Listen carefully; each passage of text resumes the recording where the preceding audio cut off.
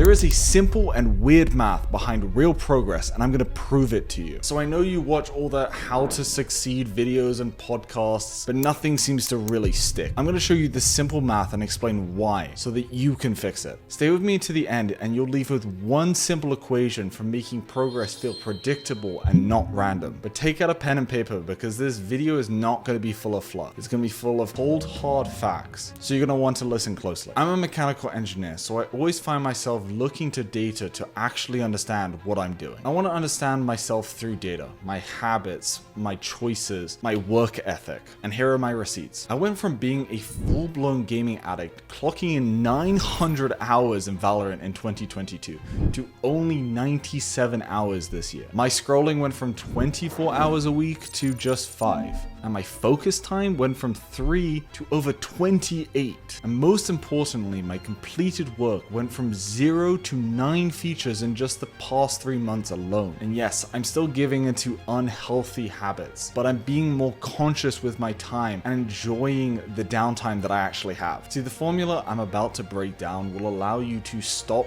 burning out and actually start stacking real wins. You'll feel calm. You can trust yourself again. And every week you can point to something that exists because you made it exist. Looking back at my last few years, you'll see my calendar full of these working hours. But when I would look back at it, there was not really any proof to show my time was well spent. I'm an engineer, but my portfolio was full of Valorant clips and half-assed projects. There was no stack of real finished units, no real reps that I had put in. I kept telling myself that I was in my learning phase, but in reality I was most likely just hiding away from the truth. I'd have hundreds of notes in my notes apps, tons of research Google Docs that looked smart, but really had no substance behind it. And if you'd asked me what I was working on at that time, I probably just would have bullshitted my way out of the conversation. But I decided to draw a hard line. If a stranger cannot look at the work that I produced, then it doesn't count. This became Git commits, content posts, features that were actually working. So I want you to pick your unit, videos,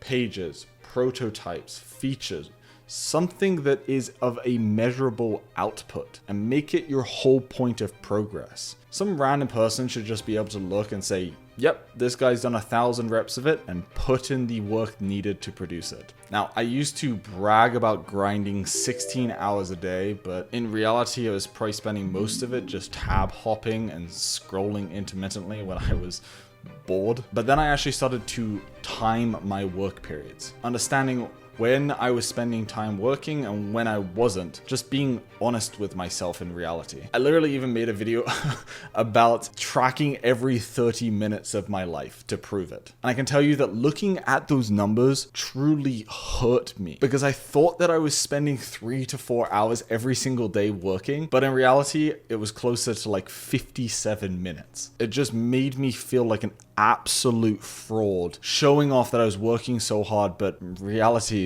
wasting all of it. But instead, I've started to focus on protecting my time, as if every single second counts. I've started to set 3 simple rules. Put my phone down, only use 1 to 2 tabs, and set a timer on the task that I'm completing. A Mac app that I found that is super helpful is the Tim Tracker app. It lets you figure out and set timers for different projects, different tasks, and it's just a very easy way of visualizing what you're actually spending your time on. I've labeled the work by my topic, content, coding, admin, whatever. Last month, I cleared 192 hours of working, and that's enough to feel the momentum start to shift in my favor. So I think that I have more of an addictive mindset where no matter what it is, I want to go all in. And I feel like this is a mindset that a lot of people, especially if you're watching this video, can relate to, because I'd aim for perfection, miss a day, and then my goals for the rest of the week would just go out the window. I would watch as on Monday, I'd be at 100% energy, and then just over time, just drop to 60%, 40 to 20, and end up at the end of the week with really nothing to show for it. So to kind of revert this thinking, I've started to state the commitment level that I am at before even starting a work block. This let me be honest with myself and stop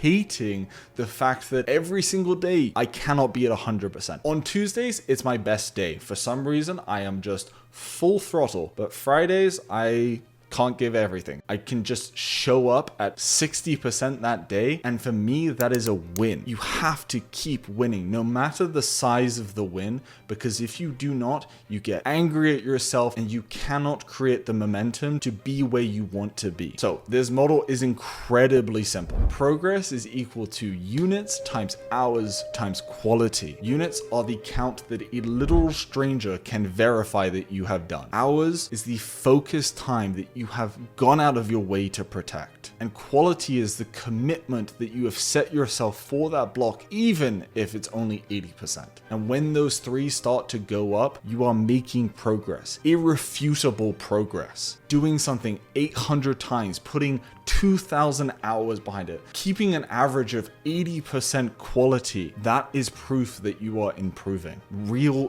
data behind your progress. I think of myself as a high achiever. I would literally inhale success content, but then burn out and feel this sense of being mediocre and really digging on myself for that fact. I became my literal biggest own hater. But I've started to try and shift this so that it's not mentally taxing, but instead it is just real mathematical data and honesty with myself. I honestly just hope that this video can show to some people the reality of what it takes to start to swing stuff in your own way. I don't want to glorify hustle culture and the very toxic nature that it comes with if you are constantly berating yourself for not performing. But instead, I just try to continue moving forward, being honest with myself and honest to anybody that is watching these videos, so that just one person doesn't make the same mistake that I have. And if this video did help, then this video might be up your alley, where I explain the 3 mental models that have helped me choose how I spend my time.